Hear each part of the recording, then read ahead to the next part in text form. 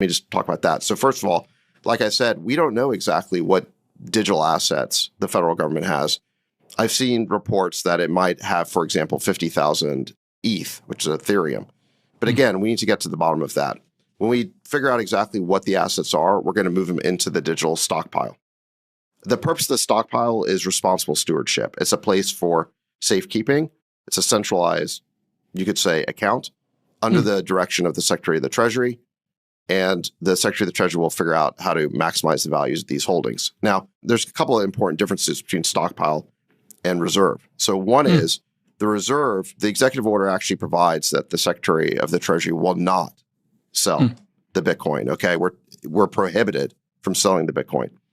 There's no such prohibition with respect to the stockpile. If the Secretary of the Treasury decides that it's in the long-term interest of the U.S. to rebalance the portfolio or change the portfolio, the Secretary has the discretion to do that. Okay, which makes sense because there's a long tail of crypto. We might see something that we don't have the ability to predict the future, and we don't have the staff to sit there and look at these assets every day. So maybe the decision with Ethereum is, hey, this thing's waning. We just put it into Bitcoin because we know that's the more solid one. Yeah, that's what I'm reading into it. Yeah, I mean, I think that's largely fair. I mean, look, I think that the stockpile should be subject to good portfolio management, right? Excellent. And fortunately, we have a Secretary of the Treasury who is an extremely successful former hedge fund manager. So he's going to figure out the best way to manage these assets. And we give him the flexibility to do portfolio management. But the reserve is different, right? The reserve is just digital Fort Knox. Now, there's one other important difference between stockpile and reserve.